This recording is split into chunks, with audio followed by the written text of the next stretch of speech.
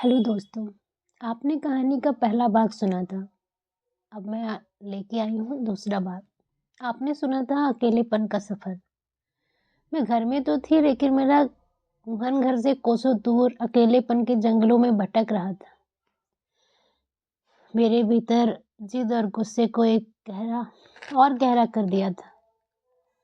मुझे लगने लगा था कि अब मुझे अपनी जगह बनानी है तो मुझे खुद ही लड़ना होगा, क्योंकि कोई मेरा साथ देने वाला नहीं था, कोई हाथ थामने वाला नहीं था। वही अकेलापन बाद में मेरी ताकत बना, जिसने मुझे अपनी लड़ाई खुद लड़ने का साहस दिया।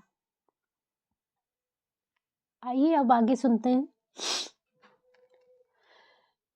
शहर की गलियां, गांव की पगडंडियां और डगमगाती नींव। बचपन की उस अपेक्षा और घर के बदलते माहौल के बीच एक और बड़ा तूफान आया। जन्म स्थान और शहर का छूटना। शहर से गांव की ओर एक मजबूर विस्थापन। वह शहर जहाँ मेरी यादें बसी थीं, जहाँ की सड़कों और स्कूल से मेरा नाता था, वहाँ अचानक मुझसे छीन लिया गया। कुछ पारिवारिक परिस्थितियों और माता-पिता के फैसलों के कारण हमें शहर छोड़कर गाँव आना पड़ा।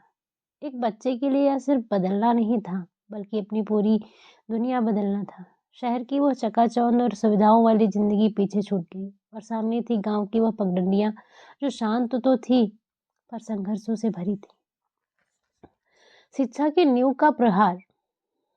गांव आने का सबसे बड़ा नुकसान मेरी पढ़ाई को हुआ। शहर के बाद गांव के स्कूल का माहौल, शहर के स्कूल का अनुशासन और वहां का माहौल गांव के सरकारी स्कूलों से कोसों दूर था। स्कूल बदला, किताबें बदली और साथ ही पढ़ाई का स्तर भी गिर गया। वो पढ़ाई की नींव जो शहर में मजबूती से पड़ रही थी, गांव की धूल में वहीं दबकर कमजोर होने लगी। मन का द्वंद और स्कूल जाने का उत्साह बोझ लगने लगा था। एक तरफ घर के भाइयों के आने के बाद मेरा अदृश्य हो जाना और दूसरी तरफ स्कूल की पढ़ाई का गिरता स्तर। इन सब ने मिलकर मेरे आत्मविश्वास को हिला दिया। वो लड़की जो शहर में शायद उड़ान भर सकती थी, अब गांव की सीमाओं में खुद को कैद महसूस करने लगी। पढ़ाई की नींव कमजोर हुई तो भविष्य के सपने भी धुंधले दिखाई देने लगे। लेकिन उस कमजोर नींव के बावजूद मेरे भीतर एक जिद अभी भी जिंदा थी। वही जिद जिसने मुझे हार मानने नहीं दी। मजबूत रास्ते, गांव की सोच और पढ़ाई की शर्तें। गांव आने के बाद मेरी पढ़ाई की वो नींव कमजोर हुई थी।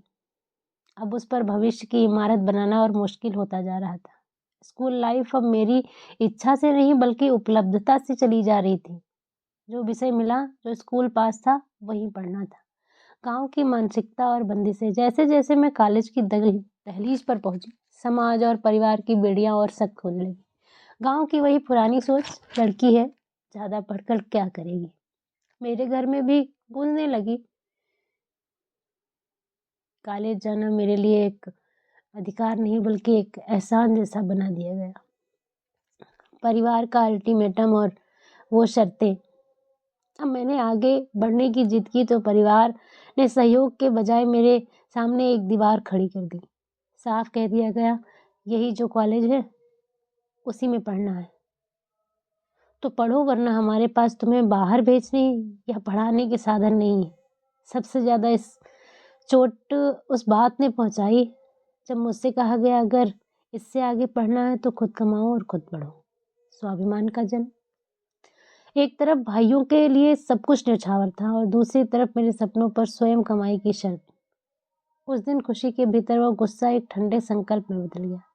मैंने हार मानकर घर बैठने के बजाय उस चुनौती को स्वीकार किया। वो पल मेरे जीवन का टर्निंग पॉइंट था, जहाँ से मैंने समझ लिया कि अब मुझे अपनी तकदीर बदलनी है तो मुझे ना केवल अपनी पढ़ाई का बोझ उठाना है बल्कि समाज की संकुचित मानसिकता से भी लड़ना है।